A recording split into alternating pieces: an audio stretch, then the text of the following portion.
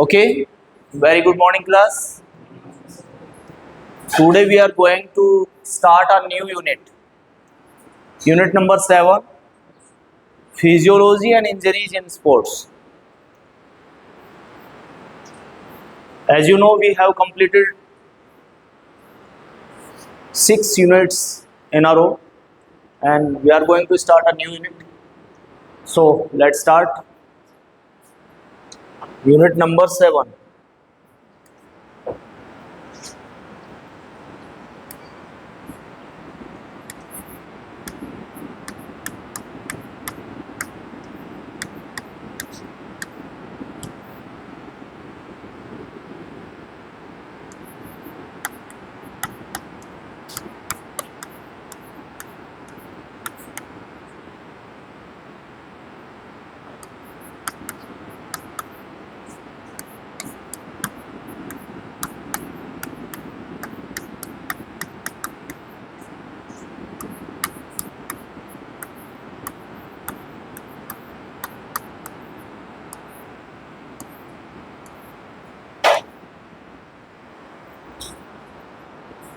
Yes,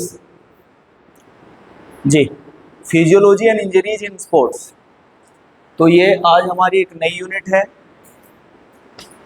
और इस unit में हम लोग जैसे बेस बनता है 11th से आप लोगों का। 11th में आपने कई सब्जेक्ट पढ़े होंगे, इंग्लिश, हिंदी, इकोनॉमिक्स, ह्यूमैनिटीज़ का आपकी स्ट्रीम है तो पॉलिटिकल साइंस, ज्योग्राफी आप लोगों ने पढ़े होंगे।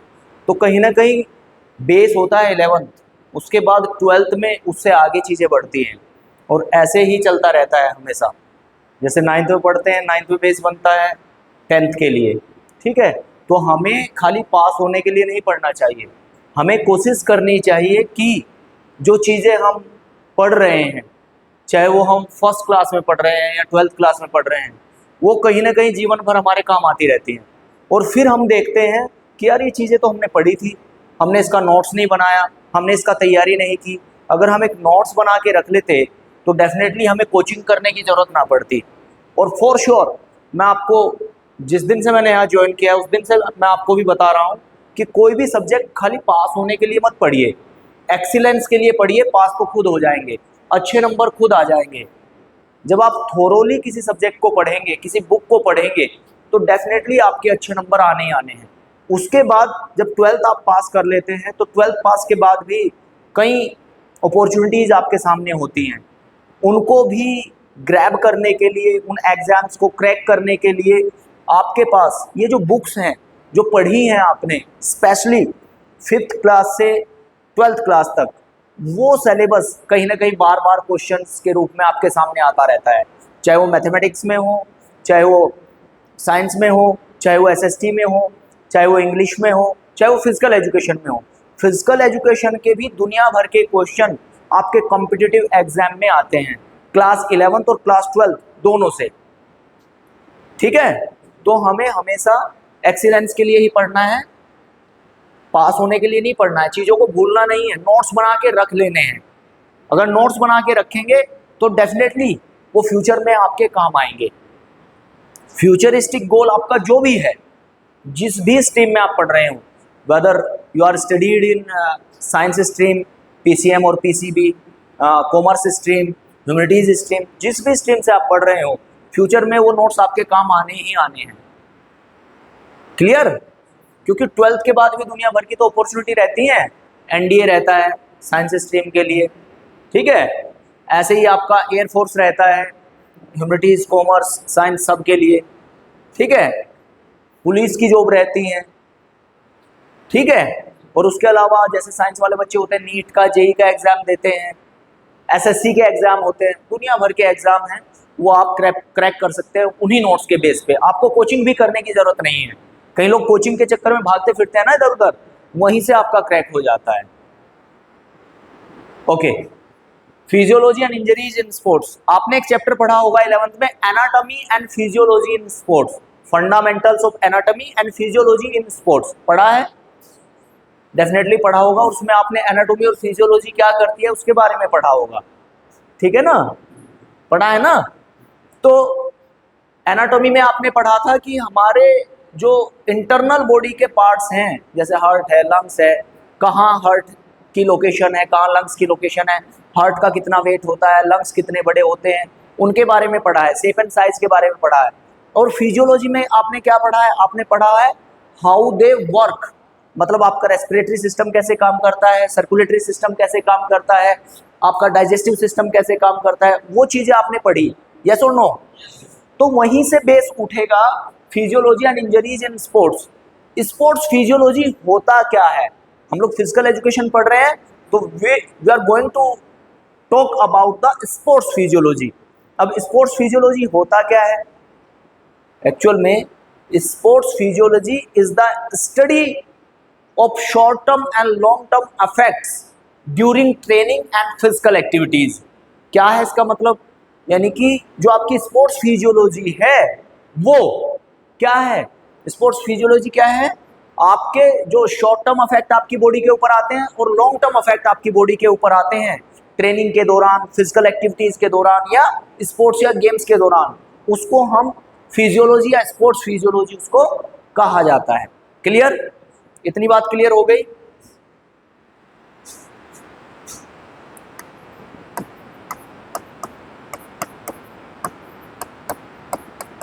Sports physiology, sports physiology. तो स्पोर्ट्स फिजियोलॉजी क्या है? Sports physiology is the study of short term and long term effects of sports training,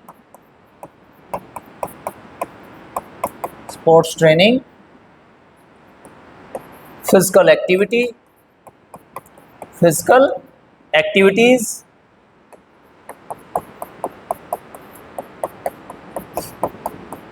activities, and sports and games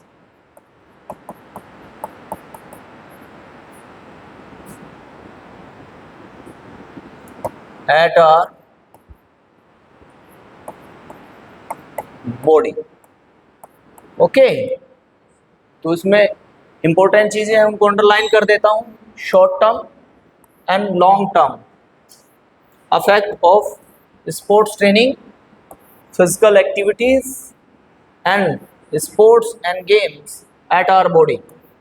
ठीक है, यानी कि इसका मतलब क्या है? स्पोर्ट्स फिजियोलॉजी किसकी स्टडी है, किसका अध्ययन है? ये शॉर्ट टर्म और लॉन्ग टर्म जो अफेक्ट आते हैं, शॉर्ट टर्म और लॉन्ग टर्म जो अफेक्ट आते हैं हमारी बॉडी के ऊपर, हमारे शरीर में, किसके? स्पोर्ट्स ट्रेनिंग का, फिजिकल एक्टिविटीज का और स्पोर्ट्स एंड गेम्स का। जब हम इंडल्ग रहते हैं किसमें? फिजिकल एक्टिविटी में, स्पोर्ट्स ट्रेनिंग में, गेम्स और स्पोर्ट्स में, उस टाइम हमारी बॉडी के ऊपर शॉर्ट टर्म और लॉन्ग टर्म अफेक्ट आते हैं। हमारी बॉडी के ऊपर, हमारे शरीर के ऊपर शॉर्ट टर्म और लॉन्ग टर्म अफेक्ट आते हैं। ठीक है, तो वो शॉर्ट टर्म और लॉन्ग टर्म अफेक्ट के बारे में मैं आपको बताऊंगा। जैसे short term affect, short term effects, second one is long term effects, long term effects। Okay, तो शॉर्ट टर्म अफेक्ट कौन से हैं? शॉर्ट टर्म अफेक्ट वो हैं जो थोड़ी देर के लिए रहते हैं और फिर नॉर्मल होते चले जाते हैं। शॉर्ट टर्म अफेक्ट में जैसे ब्लड सर्कुलेशन, क्या है? ब्लड सर्कुलेशन का तेज हो जाना। होता है कि नहीं होता है? फिजिकल एक्टिविटी में होता है। एरो के निशान का मतलब है हाई, बढ़ जाता है ना। ब्लड सर्कुलेशन आपका तेज हो जाता है। कुछ एग्जांपल्स दूंगा मैं आपको।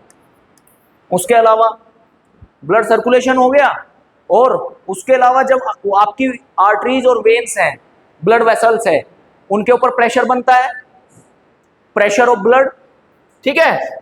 यानी कि आप बीपी कह सकते हैं। बीपी कहीं ना कहीं, सर्कुलेशन तो तेज रहता ही रहता है। ब्लड सर्कुलेशन और ब्लड प्रेशर में क्या अंतर है? ब्लड सर्कुलेशन तो वो है जब ब्लड वेसल्स में से ब्लड बहता है, और ब्लड प्रेशर क्या है? जो ब्लड वेसल्स जो होती है ना आपकी आर्टरीज और वेन्स, सिराएं और धमनियां, उनके ऊपर जो दबाव बनाता है उसको ब्लड प्रेशर कहते हैं, ठीक है। यानी कि दबाव, किसी भी चीज का दबाव ब्लड वेसल्स के ऊपर, वो बढ़ गया। उसके अलावा हार्ट बीट बढ़ जाएगी आपकी, बढ़ेगी कि नहीं बढ़ेगी? हैं? फिर हार्ट बीट के अलावा आपका पल्स रेट बढ़ जाएगा।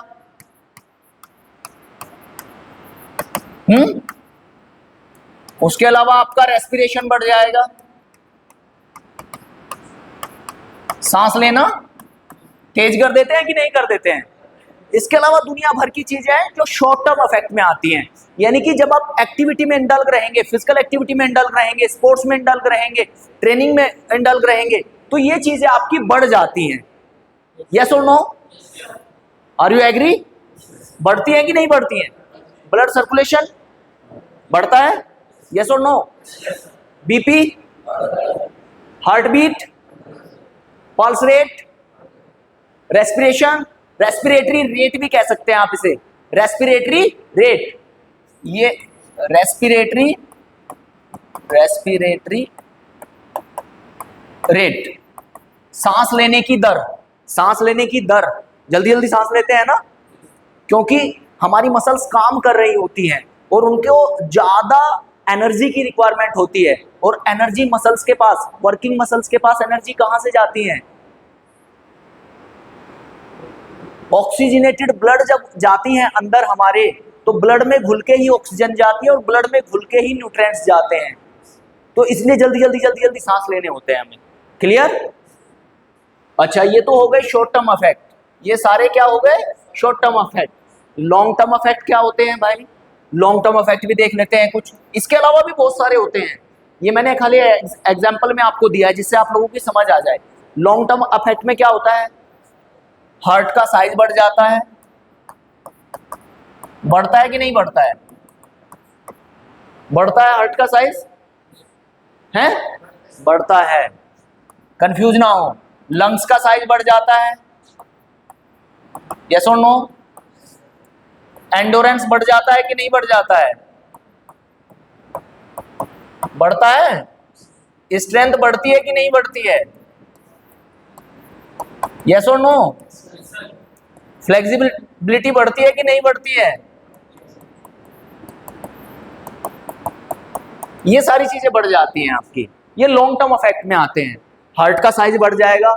आपने सुना होगा एक चीज 11th में, एथलेटिक हार्ट। नॉर्मल हार्ट का जो वजन होता है वो 300 ग्राम होता है, मैं लिख देता हूं 300 ग्राम, या हम ये भी कह सकते हैं 250 से 300 ग्राम, ठीक है बेटा? लगभग 250 से 300 ग्राम होता है एक एवरेज हार्ट। कौन सा? Average heart. लेकिन एक एथलेटिक हार्ट, आप सब हैं, हम हैं, ठीक है, मैं तो काफी फिजिकल एक्टिविटी कर चुका हूं, तो आप लोगों के हार्ट में और मेरे हार्ट में कुछ ना कुछ डिफरेंस मिलेगा। और जो ट्रेन्ड एथलीट होते हैं, ट्रेन्ड एथलीट यानी कि नेशनल लेवल पे, इंटरनेशनल लेवल पे जो रिप्रेजेंट करते हैं अपनी कंट्री को, उनका हार्ट एथलीट हार्ट हो चुका होता है ट्रेनिंग कर करके। क्योंकि भाई हर जगह मसल्स हैं, मसल्स कॉन्ट्रैक्ट करती हैं, रिलैक्स करती हैं, कॉन्ट्रैक्ट करती हैं, रिलैक्स करती हैं, तो उससे क्या होता है? मसल का साइज बढ़ जाता है। फॉर एग्जांपल, जब हम डंबल से एक्सरसाइज करते हैं, तो हमारे डंबल बाइसेप्स की साइज बढ़ती है कि नहीं बढ़ती है? ट्राइसेप्स की साइज बढ़ती है कि नहीं बढ़ती है? तो उसका क्या मतलब समझे? मसल्स जब जब कॉन्ट्रैक्ट करेगी और जब जब रिलैक्स करेगी, तो कहीं ना कहीं वो अपने साइज को बढ़ाती है। तो जो एथलीट हार्ट है वो लगभग 500 ग्राम का होता है। लगभग 2 गुना, लगभग 2 गुना। इस हर्ट को ही एथलीट हर्ट बोला जाता है। क्लियर? ये टर्मिनोलॉजी भी क्लियर हो गई। आगे बढ़ते हैं। ये हुए शॉर्ट टर्म और लॉन्ग टर्म इफेक्ट। अब दिक्कत तो नहीं आएगी समझने में? नहीं आएगी ना? आगे बढ़ जाते हैं। तो सबसे पहले देखिए फिजियोलॉजिकल फैक्टर्स जो हैं 4 चीजों के ऊपर पढ़ते हैं, 4 चीजों के ऊपर, जैसे कि आपकी स्ट्रेंथ है, स्पीड है, एंडोरेंस है, फ्लेक्सिबिलिटी है। तो फिजियोलॉजिकल फैक्टर्स का उन चारों के ऊपर क्या इफेक्ट पड़ता है, क्या इफेक्ट पड़ता है, वो चीज हम पढ़ने जाने वाले हैं। ठीक है? मैंने फिर बताया एक्चुअल में जो फिजियोलॉजिकल फैक्टर है वो डिटरमाइन करते हैं components of health, components of health. तो वो कौन कौन से होते हैं? जैसे स्ट्रेंथ होता है, स्पीड होता है, फ्लेक्सिबिलिटी होती है, एंडोरेंस होता है। ठीक है? ये सारी चीजें होती हैं। यहां देखो, यहां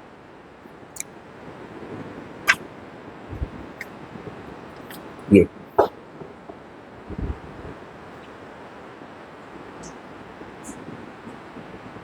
components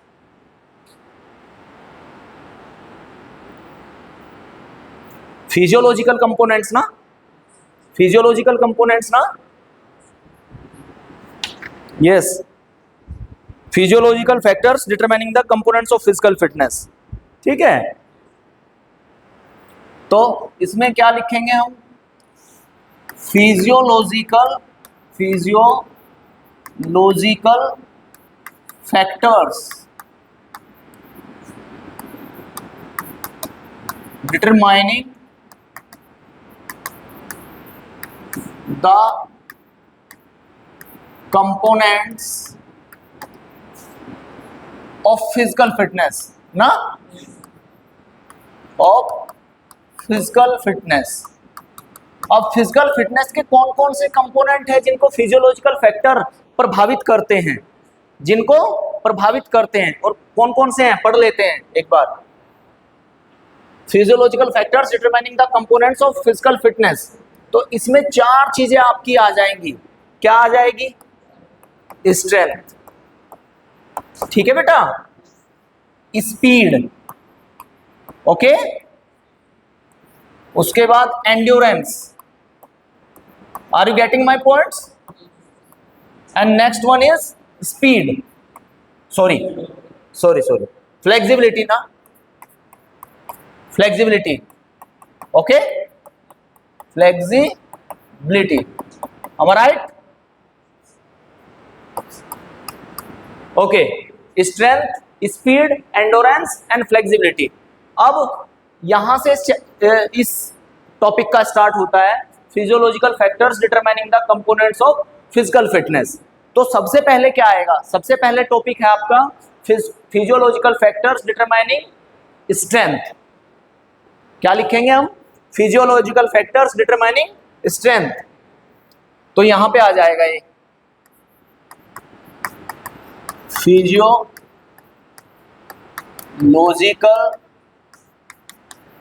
factors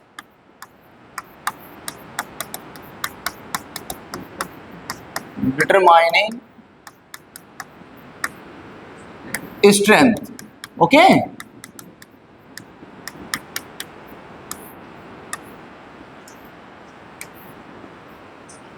physiological factors determining strength. कैसे डिटरमाइन करते हैं स्ट्रेंथ को, कैसे डिटरमाइन करते हैं स्ट्रेंथ को, उस चीज के बारे में हम लोग पढ़ेंगे। फिजियोलॉजिकल फैक्टर्स डिटरमाइनिंग स्ट्रेंथ, जैसे size of muscles, body weight, body composition, muscle composition, intensity of nerve impulse. तो इसमें हम लोग फर्स्ट क्या होता है? Size of muscles, size of muscles. Second one is body weight, body weight, okay. Third one is muscle composition ना, muscle composition. And fourth one क्या है? Neuro intensity of nerve impulse, intensity of nerve impulse, of nerve impulse. Time क्या हुआ है Rajesh? 9:56। Okay. Physiological factors determining strength. तो जो physiological factor है वो स्ट्रेंथ को कैसे अफेक्ट कर सकते हैं? क्या है? फिजियोलॉजिकल फैक्टर्स स्ट्रेंथ को कैसे अफेक्ट कर सकते हैं, उस चीज के बारे में हम लोगों को पढ़ना है। तो कैसे अफेक्ट कर सकते हैं और किन किन चीजों को अफेक्ट करते हैं? सबसे पहले साइज ऑफ मसल्स, यानी कि आपकी मसल्स का साइज जितना बड़ा होगा उतनी ही ज्यादा ताकत आपके अंदर होगी। कैसे? सपोज करिए मैं हूं और एक क्रिस गेल है। अब मैं बैटिंग कर रहा हूं, मैं पूरी जान लगा के 70, 80, 90 मीटर तक बॉल को पहुंचा पा रहा हूं टाइमिंग के साथ, और वहीं क्रिस गेल है एफर्टलेसली बॉल को ऐसे करता है और वो बाउंड्री के बाहर है ना। तो आपकी हाइट का, मसल्स का फर्क पड़ता है, मसल्स के साइज का फर्क पड़ता है, क्योंकि जितना मसल्स का साइज आपका बड़ा होगा उतना ही उसमें number of mitochondria, power house of cell जिसको कहा जाता है, उतने ही ज्यादा होंगे, और जितने नंबर ऑफ माइटोकॉन्ड्रिया ज्यादा होंगे उतनी ही ताकत आपके अंदर होगी। ये चीज आप ट्रेनिंग करके भी बढ़ा सकते हैं, चाहे आपकी हाइट छोटी है लेकिन ट्रेनिंग करके, वेट ट्रेनिंग करके, ठीक है, आप डेफिनेटली अपने मसल्स के साइज को बढ़ा सकते हैं। और जरूरी नहीं वेट ट्रेनिंग ही करिए, जो आपका नेचुरल एक्सरसाइज होती है, पुशअप्स होते हैं, पुलअप्स होते हैं, क्रंचीज होते हैं, वो बेसिक जो होती है, नेचुरल जो एक्सरसाइज होती है, वो करके भी बढ़ाया जा सकता है, वो करके भी बढ़ाया जा सकता है। तो मसल्स का साइज के ऊपर आपकी ताकत डिपेंड करती है कि आपकी बॉडी के अंदर ताकत कितनी होगी, ठीक है। उसके बाद बॉडी वेट, डेफिनेटली बहुत अच्छी बात है बॉडी वेट। आप लोगों ने देखा होगा जो वेट लिफ्टर्स होते हैं, वेट लिफ्टर्स जो वजन उठाने वाले, आपने देखा होगा बहुत हैवी वेट के होते हैं, है ना। 150 किलोग्राम, 200 किलोग्राम उनका वजन चला जाता है, 150-200 किलोग्राम तक। ऐसे ही आपने WWE फाइट देखी है, WWE, उसमें 250 किलो, 300 किलो, 350, 400 किलो तक के इंसान होते हैं कि नहीं होते हैं। तो जितना उनका साइज ज्यादा होता है, जितना उनका वेट ज्यादा होता है, उतना ही मसल का साइज बड़ा होता है, और जितना मसल का साइज बड़ा होता है उतनी ही वो ज्यादा ताकत जनरेट कर सकते हैं, उतनी ही ज्यादा वो ताकत लगा सकते हैं, जनरेट कर सकते हैं। ये बातें समझ आ रही हैं? क्लियर है? उसके बाद मसल कंपोजिशन। मसल कंपोजिशन क्या होता है बेटा? ये दो फैक्टर के ऊपर डिपेंड करता है, दो फैक्टर के ऊपर डिपेंड करता है हमेशा।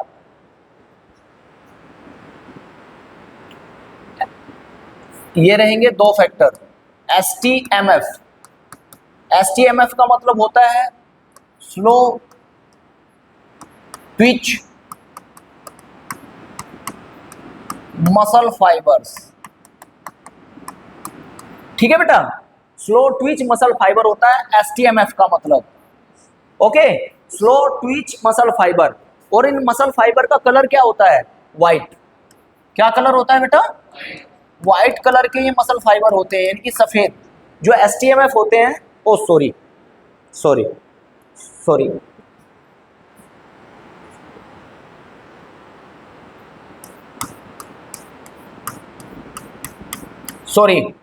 बाय मिस्टेक, इनका कलर रेड होता है। स्लो ट्विच मसल फाइबर का कलर रेड होता है, रेड।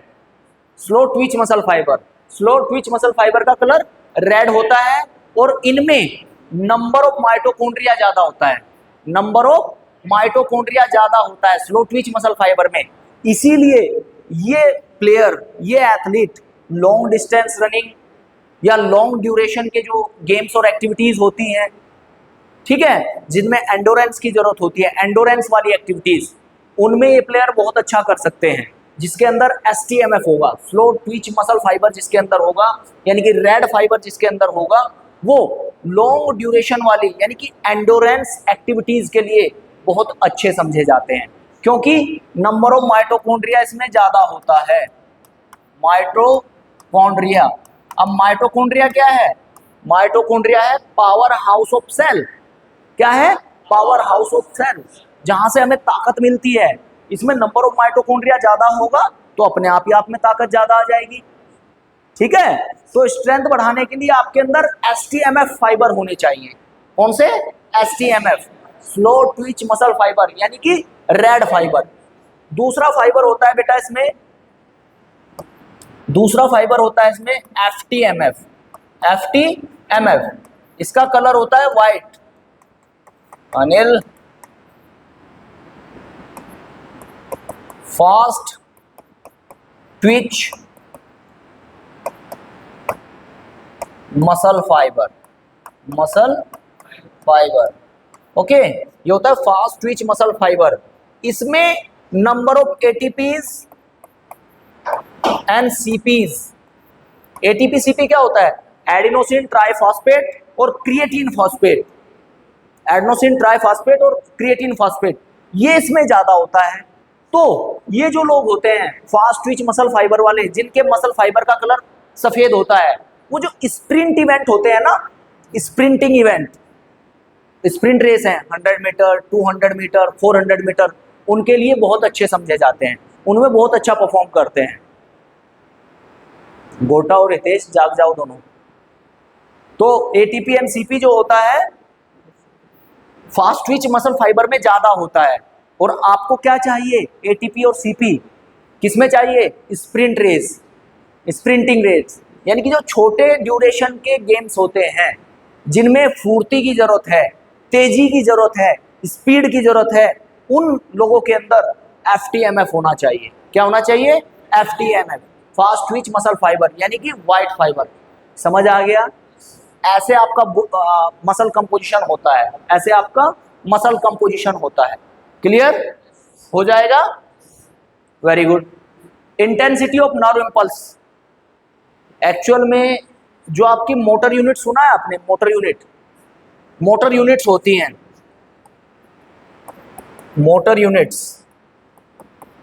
जो ताकत जनरेट करने का काम करती हैं, मोटर यूनिट्स। और ये जो नर्व इंपल्स क्या है? नर्व इंपल्स में जितनी ज्यादा मोटर यूनिट होंगी, जितनी ज्यादा मोटर यूनिट वो रिलीज करेगा, उतनी ही तेजी से वो आपको ताकत देने का काम करेगी।